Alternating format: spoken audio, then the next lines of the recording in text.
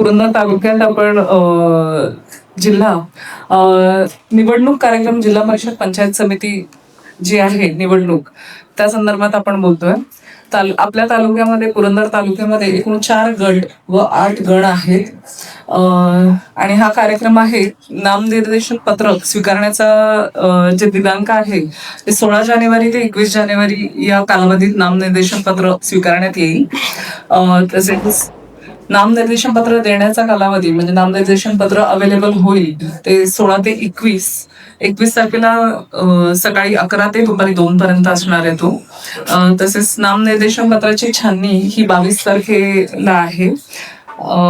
तसेच वैधरित्या नामनिर्देशन झालेल्या उमेदवाराची यादी प्रसिद्ध 22 तारखेलाच होणार आहे. उमेदवारी मागे घेण्याचा जो दिनांक आहे ते 23 जानेवारी ते 27 जानेवारी पर्यंत आहे. तसेच निवडणूक लढवणाऱ्या उमेदवाराची यादी प्रसिद्ध करणे हे 27 जानेवारीला करणार आहोत. तसेच मतदानाची तारीख ही 5 फेब्रुवारीला आहे. मतमोजणी तारीख ही 7 फेब्रुवारीला असेल व निवडून आलेल्या सदस्यांची नावे शासन राजपत्रात प्रसिद्ध करण्यात हे 10 फेब्रुवारी 2026 पर्यंत आहे.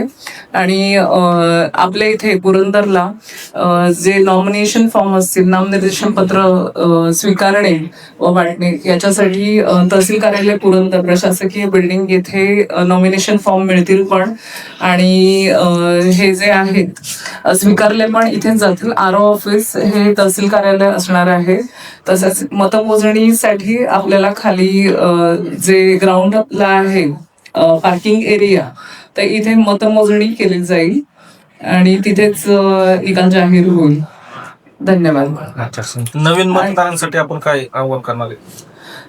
नवीन मतदारांसाठी मला हे सांगायला आपलं इलेक्शन हे आपल्या देशासाठी ही खूप अभिमानाची गोष्ट आहे की आपण मतदान करू. सगळ्यात मोठी लोकशाही ही भारताची आहे आणि या लोकशाहीत आपलं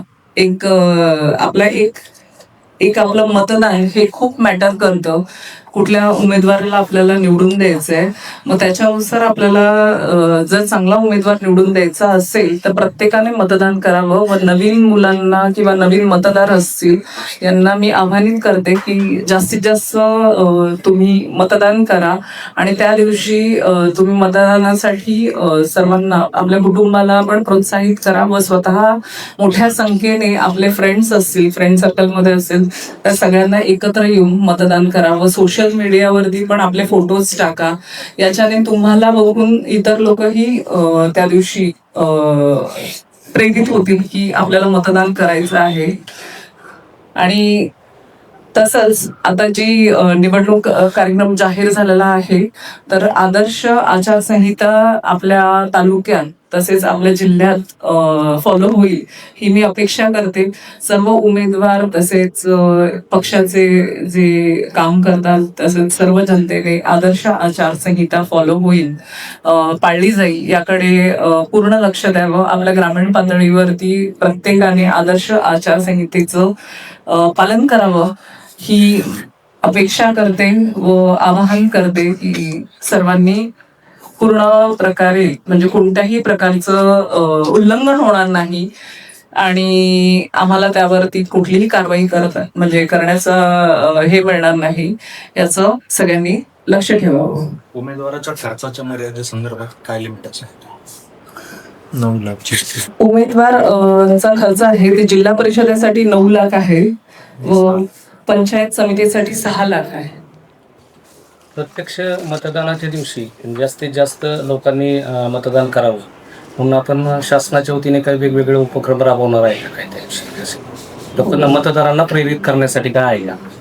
नक्कीच याच्यासाठी आपण स्वीप ऍक्टिव्हिटी आपल्या सुरू आहेत आणि आपण कंटिन्यू त्या सुरू ठेवणार आहोत. याच्यात प्रत्येक ग्रामीण स्तरावरती आपण मतदान केंद्र आहे किंवा तिकडे म्हणजे ग्रामीण पातळीवरती प्रत्येक ग्रामपंचायतीच्या इथे मोठ्या प्रमाणावर स्वीप ऍक्टिव्हिटीज करणार आहोत. म्हणजे आपले टोटल 235 आपले बूथ आहेत.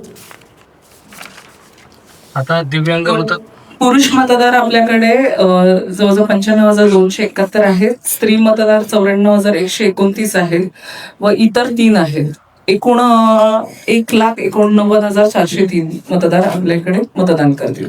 दिव्यांग मतदार असतील किंवा ज्येष्ठ नागरिक असतील यांच्यासाठी आपण लोकसभेच्या वेळी अगोदर मतदानाची काहीतरी व्यवस्था केली होती. अशा प्रकारची यावर्षी काय व्यवस्था आहे का या निवडणुकीत काय प्रक्रिया?